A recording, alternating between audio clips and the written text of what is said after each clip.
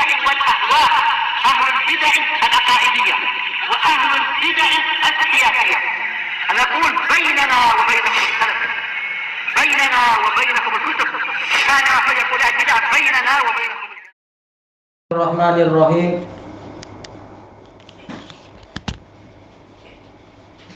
Qala al-Imam al-Bukhari rahimahullah, al-babu tasi' babu ma yaqulu 'indal khala. Bab yang ke-9, apa yang diucapkan tatkala masuk ke bilik air. Ini umum ya, khala yaitu al-makan lit takhalli, untuk menyendiri. Boleh namanya mirhat, tempat berak, mungkin juga apa?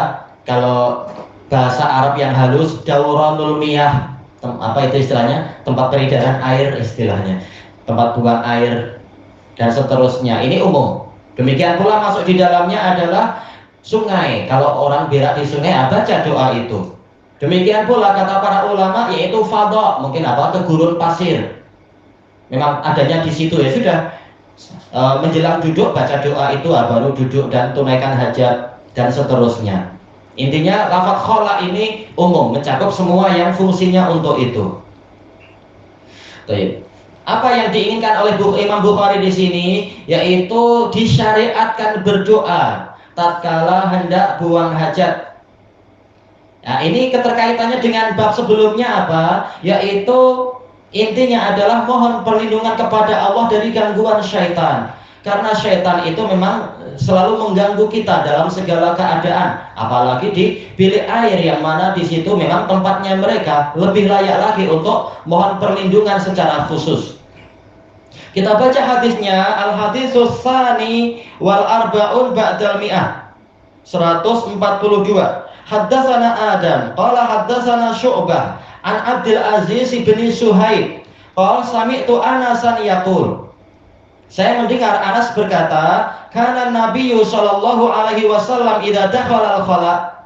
Dahulunya Nabi sallallahu alaihi wasallam apabila masuk ke bilik air, bilik tandas dan sebagainya, qala Allahumma inni a'udzubika minal khubthi wal khaba'ith. Ya Allah, sesungguhnya saya mohon perlindungan kepadamu dari syaitan jantan dan syaitan betina. Ini menurut salah satu penafsiran. Taba'ahu Ibnu Ar'arah an Syu'bah. Riwayat tadi Adam dari Syu'bah ini dikuatkan oleh riwayat Ibnu Ar'arah dari Syu'bah. Wa qala Gundar, ini penguat berikutnya. Syu'bah punya berapa murid di sini ya? Sekarang yang ketiga. Yang pertama ada, yang kedua Ibnu Ar'arah, yang ketiga Gundar an Syu'bah. Lafadznya idza atal khala. Nah, ini menjelaskan yang tadi. Maksudnya idza dakhalal khala bukan maksudnya apabila sudah masuk, tapi apabila datang. Jadi membaca doanya itu sebelum memasuki pintu bilik air. Iya, jangan di dalam. Karena di dalam Rasulullah telah mengatakan apa? Inni karitu an adkurullaha illa ala tuhur. Saya tidak suka untuk menyebut nama Allah kecuali dalam keadaan suci. Sementara di bilik air itu madhannatun najasah. Makanya hadis yang tadi dijelaskan oleh hadis yang lain, riwayat yang lain, yaitu apabila mendatangi, belum masuk. Wa qala Musa an Hammad, nah ini riwayat lain lagi, Musa dari Hammad. Ini dakhala, bila masuk, bukan bila atas. Makanya riwayat saling menjelaskan. Riwayat yang Musa dari Hammad itu idza dakhala, tapi jelas maksudnya tadi idza atal khala. Wa qala Sa'id bin Zaid haddatsana Abdul Aziz. Nah, ini Sa'id bin Zaid menguatkan riwayat Syu'bah, sama-sama belajar ke Abdul Aziz bin Suhaib. Idza arada ayyadkhul. Wah, ini lebih jelas lagi. Apabila ingin masuk. Berarti apa? Memang ketika hendak masuk, jangan setelah di dalam. Baik. Mau dalam tadi ini kereta mau pergi RNR, masih dalam kereta sudah dibaca sebelum masuk. Tak masalah, yang penting jangan jauh-jauh tentunya ya, jaraknya ya. Karena apa? Ini menunjukkan kedekatan. Makanya para ulama mengatakan apabila yang Nabi inginkan adalah jika ingin masuk, bukan sudah masuk. Tapi kenapa dalam riwayat lain Nabi mengatakan idza dakhala?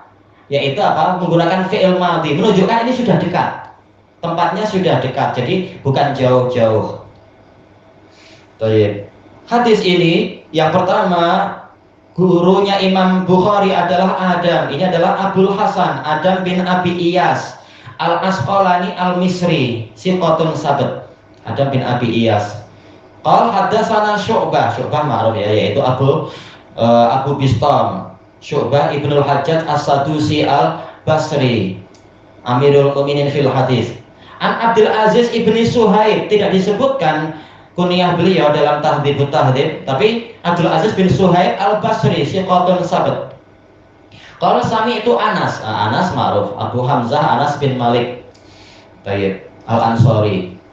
Yaqul kana nabiyyu, ini menunjukkan apa? Istimrar. Kana nabiyyu, pola seperti ini walaupun setelahnya fi'il madhi atau fi'il mudhari, tetapi dia ini siaknya menunjukkan bukan hanya sekali. Iya, gimana? Doa hanya sekali seumur hidup, sementara tiap hari masuk bilik air, tiap hari perlu perlindungan. Berarti memang ini terus menerus. Apalagi ada idza. Kita tahu yang namanya sighatus syarat ini memiliki makna tikrar apabila terulang. Apabila kenyataannya fi'il syaratnya terulang, maka jawab syaratnya juga terulang, yaitu setiap kali hendak masuk ke bilik air, maka demikian pula selalu Nabi membaca doa ini. Jadi ini menunjukkan pengulangan. Baik, sekarang apa isi doa? Kenapa bilik air dikatakan khala? Karena litakhalli, untuk menyendiri. Biasanya di masa lampau orang masih punya rasa malu kalau ke bilik air itu sendirian, bukan malah berjamaah. Biasa kalau sekedar apa, suami istri itu biasa, tak masalah. Tapi kalau jamaah, ini tak punya malu, seperti Bani Israel. Nabi Musa mandi sendirian, bukan malah mandi jamaah seperti Bani Israel itu. Nah, dikatakan khala, tempat menyendiri. Terkadang di suatu tempat dikatakan apa? Bilik termenung, karena biasanya orang termenung di dalam, mengingat apa aja tak tahu. Nah, sekarang doanya Allahumma, nah, dengan apa? Mim yang ditasydid lidham, yaitu seakan-akan memanggil semua nama Allah, tawasul dengan seluruh nama Allah. Menunjukkan memang penting ini, sampai kita minta kepada Allah dengan semua namanya. Ini taukid.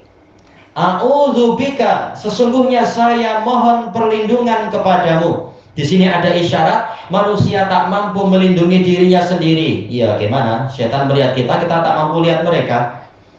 Baik, mungkin kita tidur, setan tak tidur, banyak yang tak tidur dan mengganggu kita sampai di alam mimpi. Kalau Allah tidak melindungi kita, gimana kita akan selamat? Makanya tatkala memang hanya Allah yang mampu melindungi, maka Nabi memerintahkan untuk minta perlindungan kepada Allah. Minal khubsi wal khaba'is.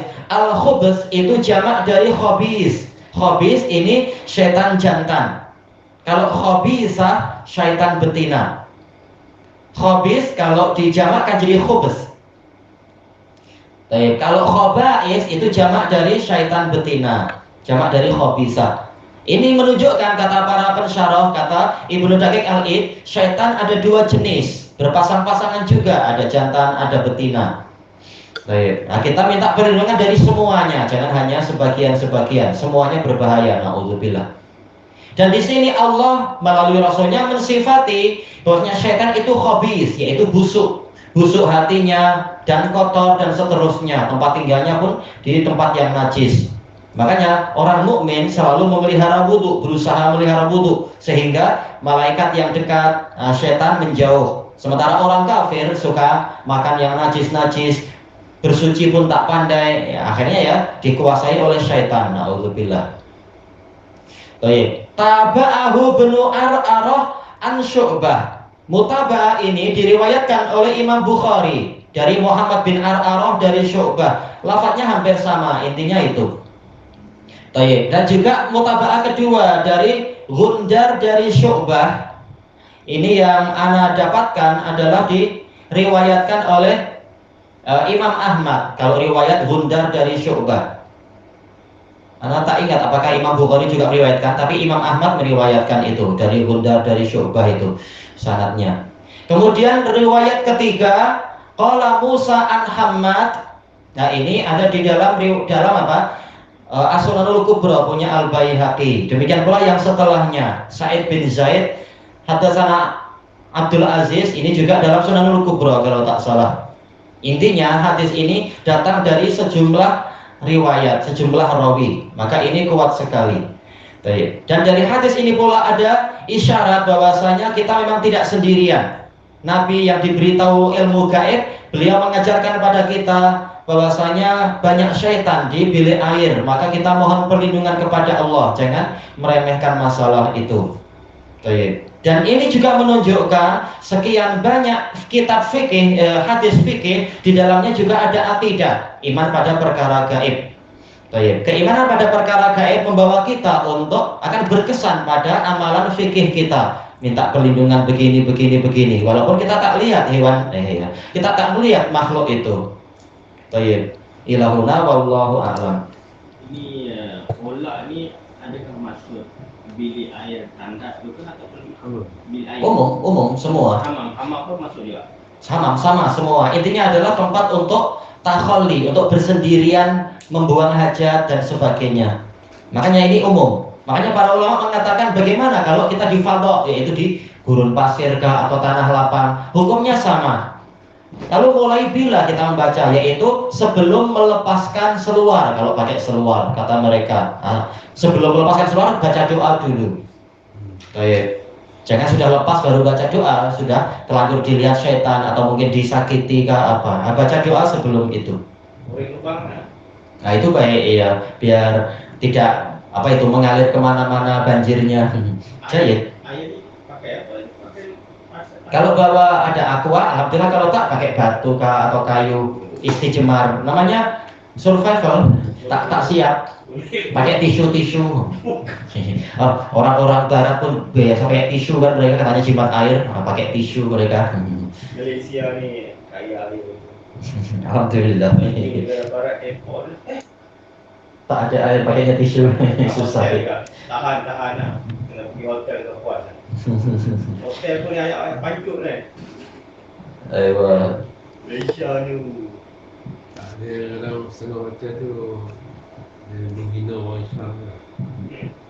Setengah hotel tu design memang untuk Jahat. menghina orang Islam. Kan kita basuh dengan tangan. Mereka ni soalan bersih lah, dia tak mau menghina. Wah, dia makanan gigi. Kita bidah balik, dia punya bersih, makan lagi. Tangan tu yang kau gelap ni je kan. Ya kau. Nah itu mereka. Tapi sekarang terakhir, apa keterkaitan antara hadis ini dengan kitabul wudu? Hadis ini sama sekali tidak bicara tentang wudu, tapi dijelaskan oleh para ulama. Di sini Imam Bukhari mengisyaratkan terkadang seseorang itu terpaksa berwuduknya di bilik air, mungkin tempat lain penuh atau adanya air di dalam bilik air, di bilik tandas, di tempat buang hajat. Ya sudah, berarti baca doa dulu sebelum masuk ke bilik air. Apalagi hadisnya umum, mungkin kita sama sekali tidak ingin kencing, tidak ingin berak, tapi Nabi memerintahkan setiap kali mau masuk ke bilik air doa dulu, walaupun tujuannya sekedar untuk berwudu. Baik. Ilahuna wallahu a'lam. Subhanakallahumma wa bihamdika la ilaha illa anta astaghfiruka wa atubu ilaik. Walhamdulillahirabbil alamin. Jazakumullahu khairan.